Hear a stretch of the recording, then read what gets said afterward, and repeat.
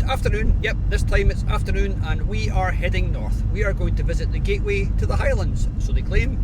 We're going to the town of Pitlochry. Come with us.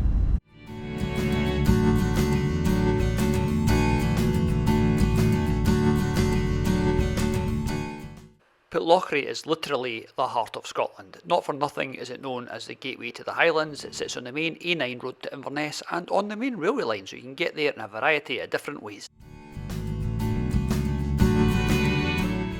We have parked in a little place called Bridge of Tilt that I've never heard of and never been to, but it has got a museum that you can see over there. Trinifer Post Office. This is not Trinifer, so I don't know what the story behind that is. There's a craft beer place, but isn't there always? And there's a visitor information centre, and that's where Bex has gone. And while she's off doing that, I am doing my al fresco chef bit. Dog food al fresco. Yum. And there's more of that chainsaw sculpture that we're quite keen on. This is a golden eagle, obviously, but there's more that we're just going to go and have a wee look at. The intrepid explorers are back from their wee explore. I don't know if they found anything exciting or if DeNiro made any new friends. He's quite good at making friends these days, which can be quite embarrassing because he's got a pointy nose and he's at groin height. DeNiro, I spent literally minutes making that. Why are you not eating it? Too many smells and too many interesting things to see. Bex has solved the mystery. The little post office is actually now part of the museum because it's Trinifer Post Office, and Trinifer is a place that is not here, it's somewhere else. That's another one of those little chainsaw sculptures. I think that is a pine marten, but if I'm right, there'll be a sign on this side that says it's a pine marten. Over here we've got a squirrel. I don't need to look at a sign to identify that. I know what a squirrel looks like. That is what a squirrel looks like right there. If you want to hear a really good joke about a mountain here, well, I've got one ear. One ear? He's got one ear, you see he's got one. Yeah, okay, you got it. So that is the Bridge of Tilt, so there's no prizes for guessing the name of the river. And over there are some really cool little riverside cabins. Probably not quite so cool if the water level gets really high, but they look quite nice and they've got an amazing view. At the moment that view is of me. I don't know if I add to the view or detract from it. The mystery of the post office is solved by the little sign in the window that says it's a classic rural Highland Perthshire post office, and that is why it is preserved here. It's part of the museum. It's been a while since we've shown you a museum that's closed. So this is the Country Life Museum and it is closed. Tomorrow we're going to be out on our bikes. You'll be coming along. It'll be really exciting as long as we don't fall off. We're going to be following this, a bit of the Lochs and Glens way, because it's signposted and it's mostly safe because it's mostly on quiet roads like this one.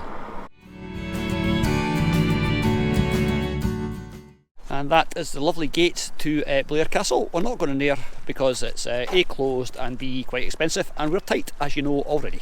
There is an array of quite nice buildings. This place has got quite a strong military history, so I don't know if these are to do with that, but that's really cool. 1907, we're going to go and see if we can see what that building there is. So this is that big cool building. It's the Blair Atholl Village Hall, but I think in its past it was like a military base because the shield up there is the Scottish Horse 1900 and it's got the Battle Honours South Africa 1900, 1901 and 1902. That is really quite nice. We do like little bits of history like that.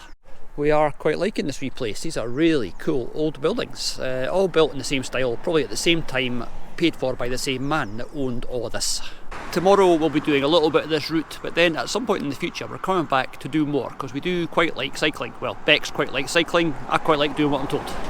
That's what you call blowing your own trumpet. It's a cute little shop, and as you can see over there is the cute little shop, so the sign does not lie. These towns have always got really big, really grand hotels. That is another really big and a really grand hotel. That would have been for people that were visiting the big house, which is over there somewhere, but we can't see it. I did think about having a look with a drone, but I'd probably get shouted at or something. I'm just checking out the menu for tomorrow after I've done my cycle here. I'm quite fancying a Buddha bowl. I'll ask, what's a Buddha bowl? A Buddha bowl is healthy things like pickled red cabbage, beetroot slaw, couscous, roasted squash and avocado. Just your cup of tea. Oh, salad, that sounds great. She always picks the most interesting looking thing on the menu, and by interesting I usually mean bleh. They've got burgers and stuff here. It's not all like funny salad things, but she'll have a funny salad thing. She likes a funny salad, does our Bex. Well, I think now we can definitely say that spring has sprung. It actually feels a bit springy. That's good, because we're going to be out tomorrow and get cold and wet and miserable, so let's make the most of it today. Please take note, I haven't got my big red winter coat on either. Oh yeah, just to prove that she doesn't always wear the same coat. That coat is actually in Mabel, but she's not got it on at the moment. Right, I think that's enough of a reconnaissance visit. Tomorrow we will look at all this in more detail on our bikes, but for tonight we're going to head back into Pitlochry and get some food and do a spot of stealth camping. And inevitably Saturday we'll start with a parkrun, so you guys will join us at Faskally Forest. But first of all, as I say, we're going to go into Pitlochry. Since we were last here, there's been an addition to the car park. These signs. Lots and lots of these signs. This is not good. Why don't they want you camping? No idea, because they think they can get more money somewhere else probably. Just in case you haven't got the message is strictly no sleeping, camping or cooking. Nothing is more Scottish than the sound of a cat getting strangled. It's an awful, awful thing. Now, I would have been quite happy with fish and chips, but Bex wanted to go to the proper Mackay's restaurant for a proper dinner. So who am I to argue? Fortunately, we managed to bypass Bexy's normal indecisiveness over picking things from a menu because they had steak and a bottle of wine on offer. So we both had steak and a nice bottle of wine. Although I'm pretty sure that Bambi here would have preferred it if we'd picked the vegan option. The dessert may have been vegan, but unfortunately it didn't last long enough for us to find out. And a bit of a bonus for a Friday evening, there was live music. And as you can see, I had a great view of the stage. I'm not sure about the alcohol with the coffee beans floating in it, but when in Pitlochry, cheers! As is often the way with Bex, the evening degenerated into dancing, and thankfully this time I wasn't in the firing line as she found a more willing dance partner who didn't have two left feet. And obviously, being an athlete, I was saving my energy for parkrun the next day. Yeah, me, an athlete, right. But unfortunately, all too soon it was time to drink up and head back to Mabel, take DeNiro for a wee walk and then go to bed, because tomorrow was a big day. Unfortunately, the next day was cold and damp and miserable, and when we got up the town was deserted, so we went off in search of a coffee shop that was open to get a kickstart to our day. And although we were doing our best not to think about what was coming up, we couldn't avoid it because there were signs everywhere. Pitlochry is, as I said before, the gateway to the Highlands, and it's also a bit of a tourist trap, so the shops do sell some lovely little tourist trinkets for you to take home to impress your friends and family. But as well as the usual array of Highland coos and teddy bears and tartan bonnets, there are some quite nice things here, and there's some lovely cashmere and lovely tartan, so it's a good place to come to get yourself a wee present. We've no time for that, we're off to run round Faskally Forest in the rain. Yay. Yuck. We'll spare you our usual wee video of us running around looking miserable because it was too wet and too horrible, and quite frankly we couldn't be bothered. But we did the run, slowly, but we did it, and then we went back to the van and got DeNiro to take him for a wee walk. The weather still couldn't make its mind up what it wanted to do, but it looked like it might be getting a wee bit better, so we thought we'd take DeNiro out for his walk, get back to the van, and then we'd get on our bikes and get out before the rain inevitably started again.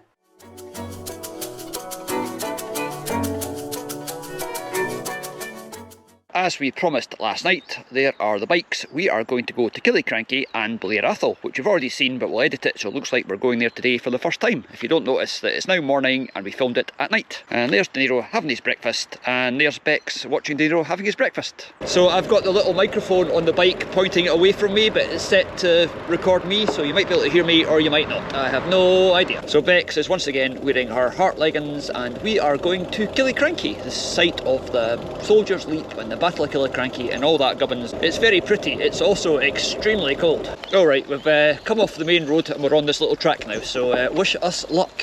We are definitely the sort of cyclists who like the idea of cycling more than the actual cycling, but this is quite nice. I'm now using my bike as a tripod as we're walking down these steps and over this really pretty little bridge. If I want to do a pan round, I can do it using the handlebars. Pan, pan, pan. Pan, pan, pan.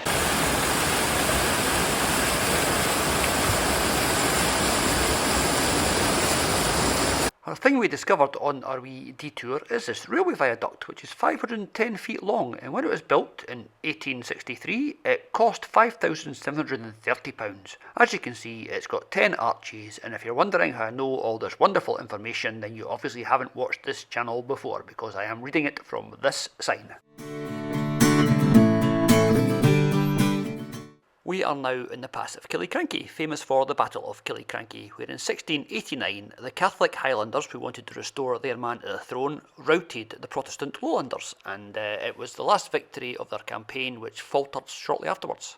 This is quite famous. This is called Soldiers' Leap, and it goes back to the Battle of Killiekrankie, where a soldier, a redcoat soldier called Donald McBain, was getting chased by the Jacobites and he jumped across the river. It's reputed that he jumped 5.5 metres or 18 feet. And if you're wondering how I know that, I'm reading that sign. So we've been up to see Soldiers' Leap, and on the way back we found out you get a much better view of the viaduct. So ignore all the film we took while I try to cycle along beside it. That's what it looks like right there. back on the road, and there's nothing more miserable than cycling in the rain, unless your destination is a really nice cafe like the Old Mill in Blair Atholl, which as you can see was very quiet when we got there. They did a lovely bowl of soup, and inevitably they also did a lovely cup of coffee. We really like this wee cafe. It's a cracker. Yeah, so this is the mill, and it's been here for a while. So this is the milling floor where they do the milling, which is under maintenance just now, and that's an authentic 1600s Henry the Hoover, probably King Henry. Are going to do what they tell us and go through the door located on the right and up the stairs. So there is the drying floor where they dried out all the grain with the hilarious perforated tiles. I don't think they're actually hilarious, I just think Bex is suffering from not enough coffee. So there's how it works. What you do is flour goes in here and really expensive rolls come out at the end. That's really cool. That's the inside of the water wheel, which is obviously outside, and it turns all those pinions, it drives a shaft that turns the mill that's on the floor above us that we just saw. So that's actually quite interesting. Yeah, it's pretty cool the way that's all been restored. Well, that was our little self-guided tour of the flour mill, and to be honest, it's not the most exciting place we've ever been. Even I am pushing it to see the excitement in this piece of history. But the soup and the scone was lovely. But the soup and the scone was amazing. The cafe is absolutely fantastic, and it's all stuff that they make here. They mill the flour here to make all the bread and things, so it's very cool. And there it is. That is the water wheel, which at the moment is not working. We were talking to the guy inside, and he was saying that there wasn't enough snow melting up in the mountains to make the water level high enough for it to come down here and turn the wheels. So that's a bit of a shame, but there it is. That's the water wheel not presently working, and there's a duck not presently running away. It is quite a pretty little place, as you can see. It's lots of old farm buildings and old mill buildings and all that sort of gubbins. It would have been quite a little community back in the day. I have rapidly come to the conclusion that the shorts were not a great idea. And if you're wondering where Bex has gone, she's found one of those wee boutique shops that she always likes visiting but never actually buys anything in. Buy anything? No. Oh dear, we have managed to find ourselves a bit lost. Do we head towards Pitlochry or do we head towards Faskally Car Park? I don't know. Let's go toward Pitlochry because that's where we're going anyway. DeNiro is just dying to go for a run. He's discovered a newfound love of running, which is funny considering that he didn't like it at all. Unfortunately, he's also discovered a newfound love of not coming back when you shout at him. So if he took off now, I do not know if we would ever get him back. Obviously, we're going to do some proper exploring, but first, charity shops. This is a charity shop where somebody has dumped their whole collection of musical instruments. There's like 5 guitars and 2 keyboards and loads of stuff that's probably worth quite a lot of money. It's all a wee bit busier than it was first thing this morning, obviously. I keep saying these things and you probably just look at it and go, duh. It's another charity shop. That is Fisher's Hotel, which is aimed at the tourists, obviously, and it does have the world's entire output of tartan on its walls and light fittings and hanging from the ceiling. It is tartan to the max. But as always, if you turn off the main street, you always find nice little back streets, and this is the Old Mill Inn, who do a really nice pint of cider. We had one there during lockdown actually. We came up just as lockdown was unlocking down. And it's called the Mill Inn, and the last mill that we showed you, the water wheel, wasn't working. Here it very much is, and it's quite a cool thing to see. It would have been used to mill flour to make bread and such things. Really nice. And now we're going to go and look at the fish ladder. Yay! You meant that, didn't you? You're Yes. Really excited. That's a really excited face. I've never seen the fish ladder before. It's really exciting. Can't wait. Christmas Emporium. It is closed, thankfully, because it's only May. Well, Rebecca, how excited are you about seeing this hydroelectric power scheme? Damn excited. Bravo! Oh, and over there in the woods are some standing stones that look very modern. I think that is just a modern art installation as opposed to a Stone Age art installation. So there's that stone circle that we saw. It's just a lot of rocks and some benches for a nice picnic. And in the middle there is a sculpture that looks to me like it might have been inspired by the tail of a salmon, or it's been inspired by a slice of cake. Either way, it is sort of pointy. I don't know what that is, but it's, well, can't even say it's quite cool. It's just a thing. And the next stop on today's wee adventure is going to be Pitlochry Power Station, to look at the power station, the dam and the fish ladder. And to find out why the fish here needed a ladder, what we need is a wee bit of history. Tummel hydroelectric scheme was completed in 1933. It was a massive undertaking consisting of 9 hydroelectric power stations and 4 major dams, and it was these dams that caused the problem. These rivers are famous for salmon migrating up them to breed, and once the dams were in the way, the salmon obviously couldn't get past, so couldn't breed. Ecological disaster beckoned. The rather clever solution they came up to for this was the fish ladder, and now these exist all over the world. This is not a Pitlochry invention, but this one is rather cool. It is 310 metres long and it's got 34 pools and steps that the fish can get up easily, and 3 of the pools are actually rest pools, so the fish can have a wee breather, because it must be quite hard work. It says a lot about this place's status as the gateway to the Highlands and a popular tourist destination. One of the most popular tourist things in it is the dam and power station, because they're actually really cool and really quite interesting. Yeah, so Pitlochry has got a few things for the tourist to visit, but one of the most popular is the dam and fish ladder. The fish ladder is really cool. Salmon use that to get obviously past the dam because they can't jump the dam. And the power station is also quite interesting. Believe it or not, these things are quite interesting. And if you're not interested in the dam and the power station and the fish ladder, then just drive past Pitlochry. I'm not sure if that is a house. It's not a house, but it looks really smart. Look at that, cracking views. It's the visitor centre. We're going to go and have a look, and there might even be coffee. Right, Rebecca, would you like to repeat the question that you just asked me, please?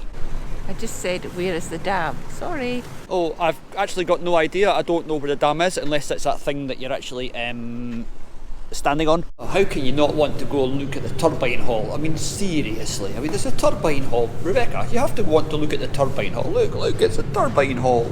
That's where the turbines are. I'm just here for the coffee, but I've just spotted the fish ladder observation chamber. Sounds good. The thing about the fish ladder is it is salmon, and salmon run seasonally. So if it's not the salmon season for them swimming up the river, there will be nothing there apart from some big empty tanks. That'll be really, really exciting television. So maybe get yourself braced for it. This could be amazing, or it could be amazingly dull. Behold the majesty of the salmon. Yeah, we can't see any either, but apparently they are in there. We're going to go and see if the observation place is open. We'll get a better view of the salmon in there. Oh yeah, great. We're trying to get to the observation bit for the fish ladder, and it is all closed off. Another thing, we've gone to visit and it is closed. So we've come here to see the fish ladder and it is closed. But there is the dam over there, if you want a wee look at the dam. For anybody who does not know how a fish ladder works, we have a little interpretive theatrical piece to show you of a fish and a fish ladder, where I play the part of a fish and Beck plays the part of my wife, not wanting to be anywhere near me while I'm playing the part of a fish. What she doesn't actually know yet is she'll be holding the camera.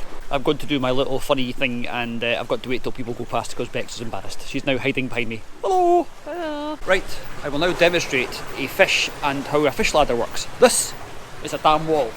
I'm a salmon. I'm going up there to breed. I need a ladder, Oh, hang on. Breeding time! There is the fish ladder as just authentically enacted by me and Bex down there. So there it is. It goes up there and all the way down there. So the salmon have to struggle all the way up this, but it's not quite as bad as having to jump like 100 feet over a big dam wall. Bexy's state of whelmed is now somewhere between underwhelmed and very underwhelmed. It's like she's not going to say it to the camera because she doesn't like being negative, but there's a definite air of, is that it, about the fish ladder. And I was so excited to show her it. And my coffee seeking wife is off seeking coffee. I think she's enough of power stations and turbine halls and fish ladders and all that really exciting stuff. Although I might get her to go to the visitor centre by telling her there's a cafe there. So there's a dam, there's some rather nice looking white scummy stuff, and there is the river. It's quite a nice view from up here. Up to the visitor centre via the 100-step path. That is the visitor centre there, and this is a 100-step path. I don't know if that means it's got a flight of stairs with 100 steps in it, or it's just 100 steps. We do like engineering, as you guys know already. So there is the dam for people that like engineering, and there's some really cool houses up on that hillside for people that like really cool houses up on a hillside. And then behind that there's a forest for people that like trees. That truly was a view with something for everyone. This place is really nice. It's a good wee gift shop, it's a nice experience, and it's very, very dog friendly. There's lots of doggies in here. DeNiro's not, because he is asleep in the van because he had a big walk this morning. We do like these gift shops when they sell stuff that is nice as opposed to the usual plastic tat. This is all fish inspired and all very cool. Oh look, they've got word of the day mugs. We could sue them, that was our idea, except it wasn't. These are really cool, done by a lady called Jennifer Hogwood, who's not even Scottish, but the moos are really, really nice. This is Bexy's indecisive face because the cafe has actually closed. They're not doing hot food, but that's the cafe and it does look really nice. Just to prove we're not making it up, there is a salmon in the tank. A live photograph just now, so you can't see it through the viewing thing, but you can see it on a wee camera. Come on, Mr. Salmon. Hello. This is Bex in her happy place, which is basically just any normal place, but with coffee. Oh, and there's a name from my past. My first job was with Ferranti. They used to be a massive engineering company based largely in Scotland, and they did turbines and they did aeroplane bits, they did all sorts of clever stuff. Wow, I've not seen that name written down for a lot of years. Here's something that's quite interesting. You'd think these big spinny turbine things would be bad for the fish, but they're actually designed so the fish can pass through them. It's like a revolving door. That's quite clever, so they don't all get mashed up trying to get through the turbines. And that is Pitlochry done. We hope you've enjoyed this little explore. It's some interesting things to see here. A nice pub, a nice run, and a very good night last night when somebody did lots of very nice dancing. So if you have enjoyed this video, please remember to like and subscribe and all that gubbins, because it lets us know that you're watching it and you're enjoying it and we're doing something right. So on that note, we will see you later for more Scotland on a shoestring. DeNiro has become something of a kleptomaniac, because there is a duck, which is his, and there is a hat, which is mine, and there is a ball of wool, which is his mother's. What do you have to say for yourself, young man? Nothing. Nothing to say.